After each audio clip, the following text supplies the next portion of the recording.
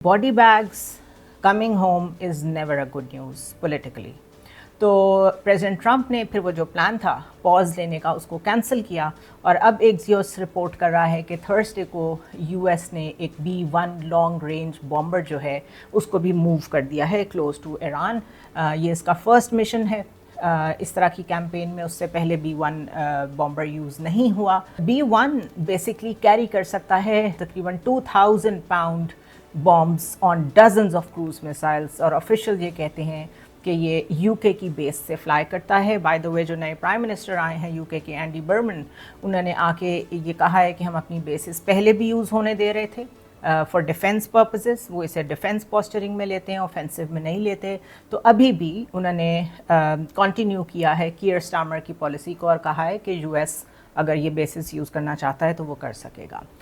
तो ये एक बहुत विजिबल जंप है, एस्केलेशन है और वाशिंगटन अपनी फायर पावर जो है वो अब दिखाएगी बिकॉज़ प्रेसिडेंट ट्रंप के लिए अब ये नागुज़ीर हो गया है कि वो मज़ीद हार्ड हिट करके दिखाएं अपने लोकल ऑडियंस को, बिकॉज़ अगर उनके अपने सोल्जर्स की कैजुअल्टीज़ हुई हैं तो आपको पता है कि हाउ दे टेक इट। दूसरी जानिब जो रेटरिक चल रहा है, दोनों तरफ से धुआंधार बयानात आते हैं, मैंने आपको कहा था ये भी बढ़ेगा, उसमें भी एस्केलेशन आई है।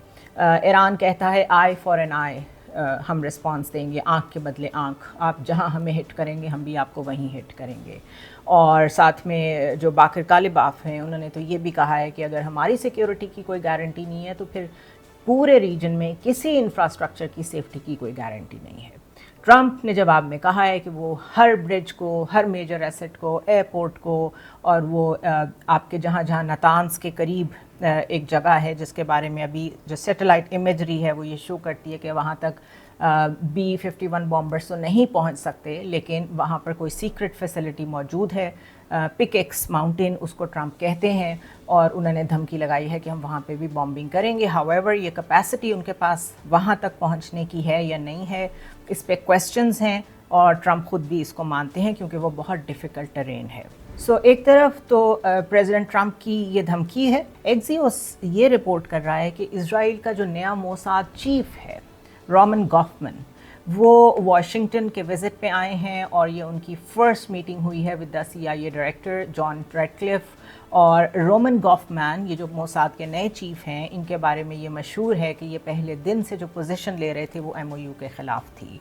सो ये उस हॉकिश ग्रुप से बिलोंग करते हैं जो किसी शक्ल में भी इस वक्त नहीं चाहता कि ये जंग रुके।